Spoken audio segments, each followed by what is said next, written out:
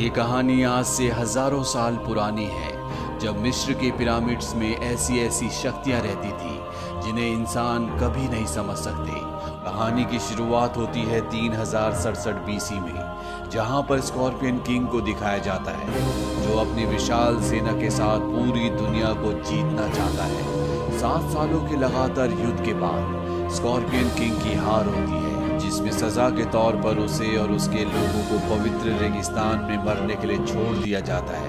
उसके सभी लोग मर जाते हैं, वो अकेला बचता है और तब वो मिस्र के देवता एन्यूबियस का आवाहन करता है। वो उन्हें कहता है कि वो उसकी जान बख्श दे ताकि वो अपने दुश्मनों का खात्मा कर दे। बदले में वो उन्हें अपनी आत्मा देने के लिए तैयार है। मिस्र के देवता एन्यूबियस उसकी पुकार सुन लेते हैं। वो स्कॉर्पियन किंग की मदद के लिए आते हैं, अपनी सेना को भेजते हैं और अपनी सेना का सेनापति वो स्कॉर्पियन किंग को बनाते हैं। देवता एन्यूबियस की मदद से स्कॉर्पियन किंग अपने दुश्मनों का खात्मा करने में कामयाब हो जाता है, पर जैसी उसकी इस जंग में विजय होती है, देवता एन्यूबियस उसकी आत्मा को अपने साथ ले जाते हैं, जैसा कि उसने देवताओं के साथ करार किया था।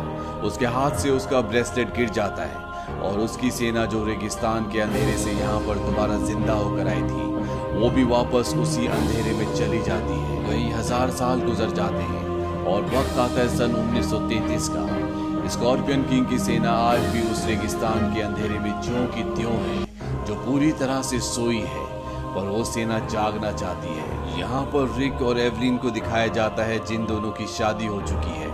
उनका एक बेटा भी है जिसका नाम एलेक्स है, और ये सब के सब उसी जगह पर होते हैं जहाँ पर आज से 5000 साल पहले स्कॉर्पियन किंग की पूरी सेना ने अपनी आखिरी लड़ाई लड़ी थी। एवलिन को ऐसा लगता है कि वो यहाँ पर पहले भी आ चुकी है, और जब ये एक खुफिया दरवाजे के बाहर पहुँचती है, तभी एवलिन को कुछ विजन्स आते हैं और वो देखती है कि वहाँ पर कोई उस दरवाजे को खोल रहा है। उसे पता चल जाता है कि इस दरवाजे को कैसे खोला जाता है। वो उस खुफिया दरवाजे को उसी तरह खोलकर अंदर दाखिल हो जाती है, जहाँ पर एक बॉक्स होता है, और जब ये उस बॉक्स को खोलते हैं तो उसके अंदर स्कॉर्पियन किंग का वही ब्रेसलेट होता है जो आज से 5000 साल पहले जब देवता एन्यूबियस स्कॉर्पियन किंग की आत्मा को ले गए थे, तो वो इसी जगह पर छूट गया था। उस बॉक्स के बाहर लिखा होता है, जो भी इसे खोलेगा वो नील नदी का पानी पिएगा, और जैसे ही वो इसे खोलते तो यहाँ पर बहुत सारा पानी आ जाता है, पर ये सब के सब किसी तरह से बचकर यहाँ से निकल जाते हैं। ये सब के सब वापस लंदन आ जाते हैं। वहीं मिस्र में हमुनाप्त्र, जिसे सिटी ऑफ डेड भी कहा जाता है, जिस जगह पर पिछली कहानी में इमोटेप मारा गया था, और बुक ऑफ डेड, जिस किताब से किसी को भी जिंदा किया जा सकता है, वो भी हमेशा के लिए खो गई थी। वहां पर कुछ लोग खुदाई कर रहे होते हैं, और खुदाई के दौरान उन्हें अंधेरी दुनिया की वो किताब, जिसे बुक ऑफ द डेड कहा जाता है, जिससे किसी को भी जिंदा किया जा सकता है, वो मिल जाती है। साथ ही इन्हें इमोटेप की डेड बॉडी भी मिल जाती है, जिसे ढूंढ रहे होते हैं। अब यहाँ पर एक लेडी आती है, और ये हूबहू उसी तरह दिखती है जिस तरह से इमोटेप की माशूका, जिसका नाम अनक्सुनामुन था, वो दिखती थी। दरअसल ये अनक्सुनामुन का पुनर्जन्म होता है। यहाँ पर अब ये जितने भी लोग हैं, इन्हें स्कॉर्पियन किंग का ब्रेसलेट चाहिए।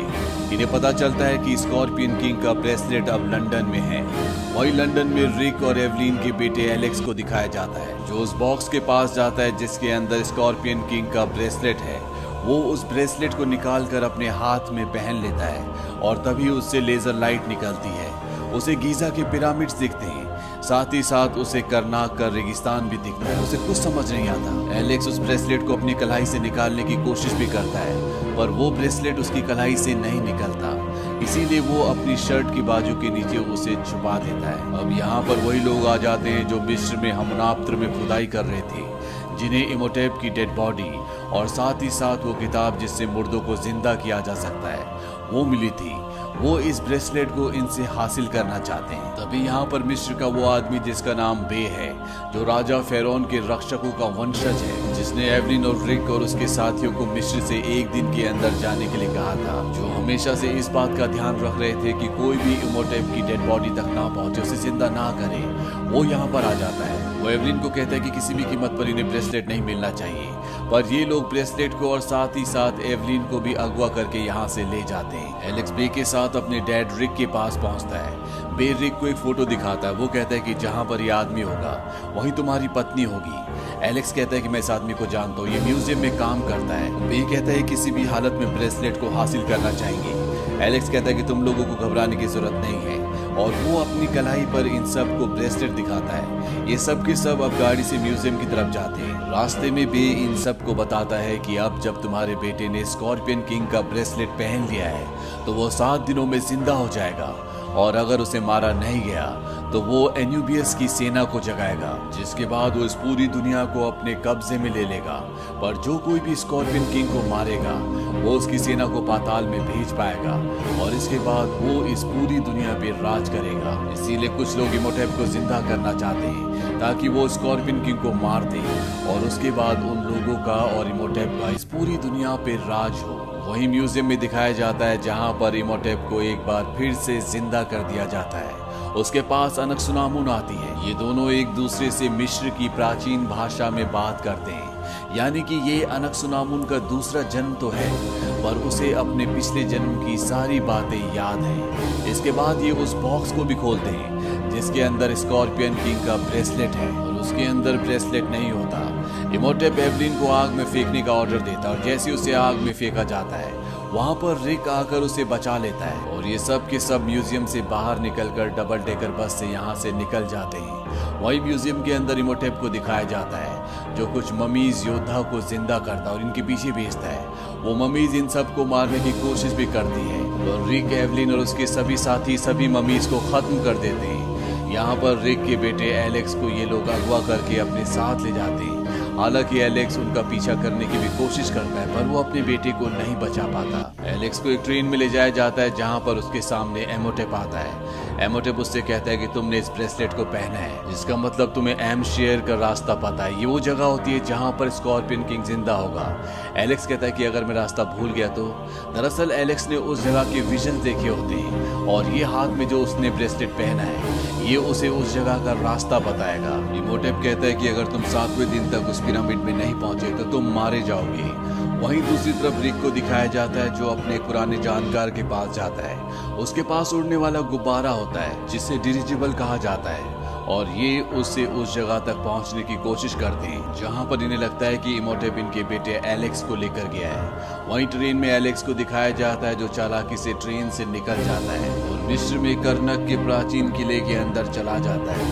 वहां पर एक बार फिर से उसे विजन्स आते हैं जहां पर उसे वो जगह दिखती है जहां पर इन्हें जाना है, जहां पर स्कॉर्पियन किंग जिंदा होगा। और इससे पहले कि एलेक्स यहाँ से भाग पाता, इमोटेप उसे पकड़ लेता है। इमोटेप यहाँ पर अपनी माशूका, जिसका नाम इस दुनिया में मीला है पर हजारों साल पहले उसका नाम अनकसुनामुन था। Imhotep book of the dead पढ़कर अनकसुनामुन की वही आत्मा जो अंधेरे की दुनिया में फंसी हुई है वापस बुलाकर मीला के अंदर डाल देता है। लेकिन जब वो ये करता है तो मीला को वो सारे विजन्स दिखते हैं जो आज से 3000 साल पहले उसकी जिंदगी में घटे थे। और जब इमोटेप ऐसा कर रहा होता है तो यही विजन्स एवलिन को भी आ रहे होते हैं, और एवलिन को पता चलता है कि आज से 3000 साल पहले वो मिस्र के राजा फेरोन की बेटी थी, यानी कि वो राजकुमारी थी।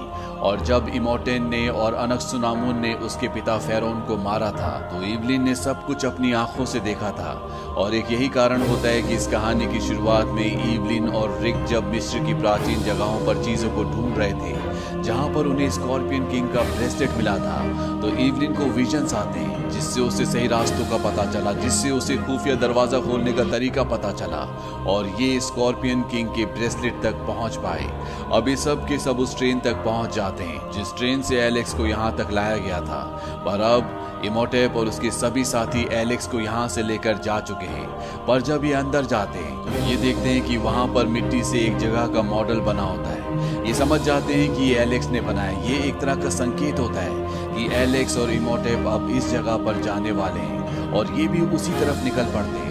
पर इमोटेप को पता चल जाता है कि रिक, एवलिन उसका पीछा कर रहे हैं, इसीलिए वो अपनी शक्ति से पानी का एक बहुत बड़ा चेहरा बनाता है और उनके उड़ने वाले गुब्बारे को क्रैश कर देता है। रिक, एवलिन और उसके साथ जो बे होता है ये अब पैदल ही आगे बढ़ते हैं, और यहाँ पर जो पायलट होता है वो पीछे रुक जाता है। ये सब के सब जब आगे बढ़ते हैं तभी इन्हें गोलियों की आवाज़ सुनाई देती है, और जब ये उस तरफ जाते हैं तो ये देखते हैं कि वहाँ पर इमोटेप के बहुत सारे लोग हैं जो झाड़ियों से आगे बढ़ रहे होते हैं, और यहाँ पर छोटी छोटी मम्मीज होती है जो उन पर हमला कर रही होती है।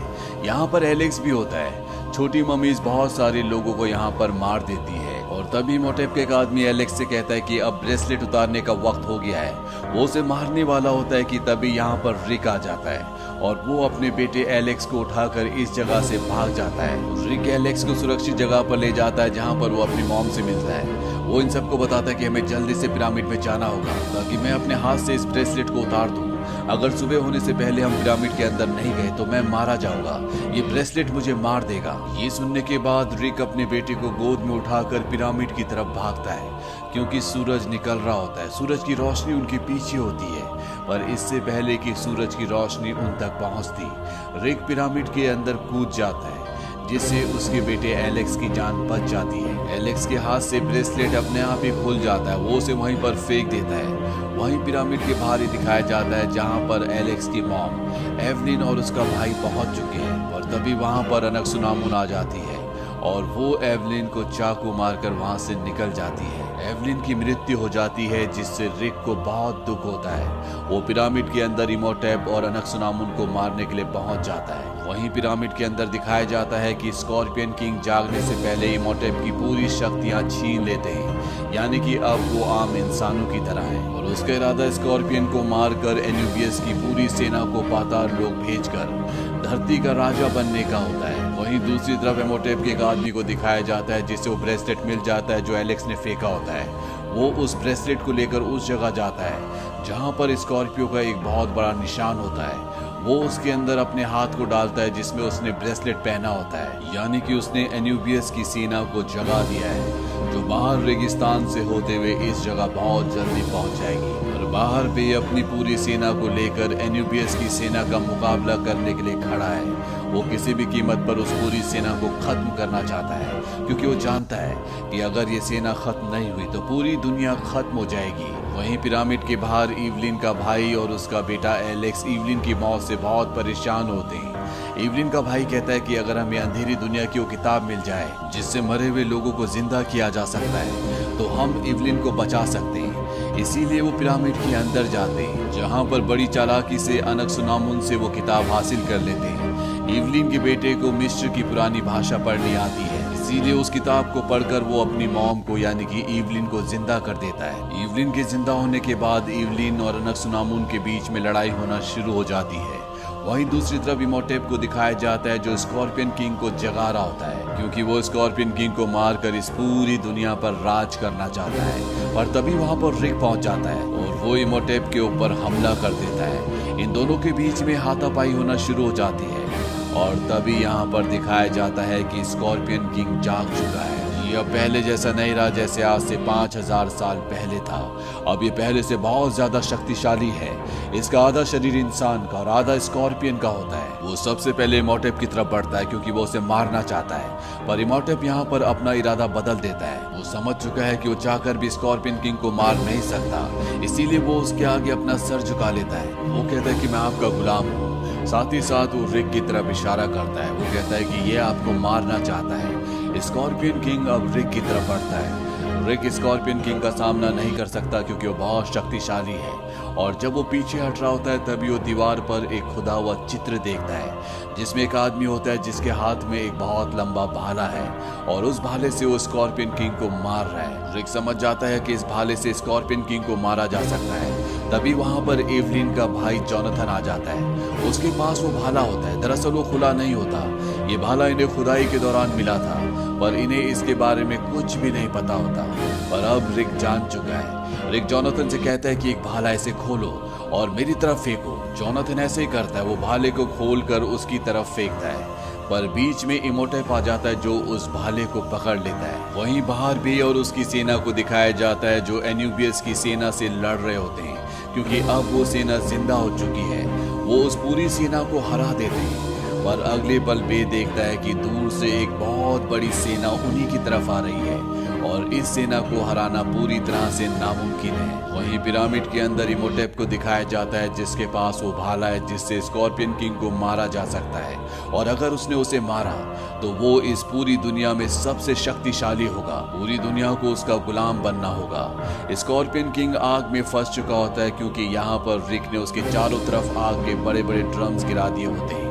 इमोटेप इस मौके का फायदा उठाकर उसकी तरफ वो भाला फेंकता है, पर इससे पहले कि वो भाला उसे लगता, रिक उस भाले को पकड़ लेता है और जैसे स्कॉर्पियन किंग उसके ऊपर हमला करता है तो वो उस भाले को उसके दिल के आर पार कर देता है और कहता है कि जाओ और अपनी सेना को भी नर्क में ले जाओ। स्कॉर्पियन किंग की आत्मा राख बन के मिस्र के पिरामिड के ऊपर उड़ जाती है। वहीं बाहर दिखाया जाता है जहां पर बे की तरफ बहुत बड़ी सेना आ रही होती है। वो पूरी सेना भी नष्ट हो जाती है क्योंकि स्कॉर्पियन किंग मारा जा चुका है। स्कॉर्पियन किंग की आत्मा पिरामिड से टकराती है जिससे पूरा पिरामिड हिल जाता है।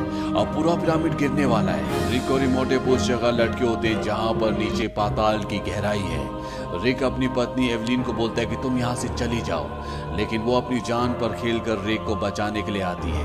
वहां पर इमोटेप भी होता है। इमोटेप अनक्सुनामुन को, जिससे वो सदियों से प्यार करता है, उसे मदद के लिए बुलाता है, पर वो उसकी मदद किए बगैर वहां से चली जाती है। इस बात से उसे बहुत गहरा दुख पहुंचता है और वो अपने आप को पाताल की गहराइयों में, जहां पर लाखों काली आत्माएं हैं, उस गहराई में छोड़ देता है और इस तरह से उसका खात्मा हो जाता है। अनक्सुनामुन यहाँ से बाहर निकलने की कोशिश कर रही होती है, पर तभी वो उस जगह गिर जाती है जहाँ पर बहुत सारे कीड़े होते हैं जो कि बहुत खतरनाक होते हैं और वो उसे मार देते हैं। वहीं रिक, एवलिन, उनका बेटा और एवलिन का भाई, ये सब के सब यहाँ से बाहर निकलना चाहते हैं, पर बाहर निकलने के सारे रास्ते बंद हो चुके हैं। सीधे इन सबको ऊपर टॉप की तरफ जाना पड़ता है और जब ये टॉप पर पहुंच जाते हैं तो इनका वो साथी आ जाता है जिसके पास बलून वाला फ्लाइंग ऑब्जेक्ट है। वो इन सबको उस पर बिठाता है, पर जब एवलिन का भाई जोनाथन ऊपर चढ़ रहा होता है तो उसका पैर रस्सी में फंस जाता है, वो लटक जाता है। वो देखता है कि पिरामिड के ऊपर एक बहुत बड़ा हीरा है।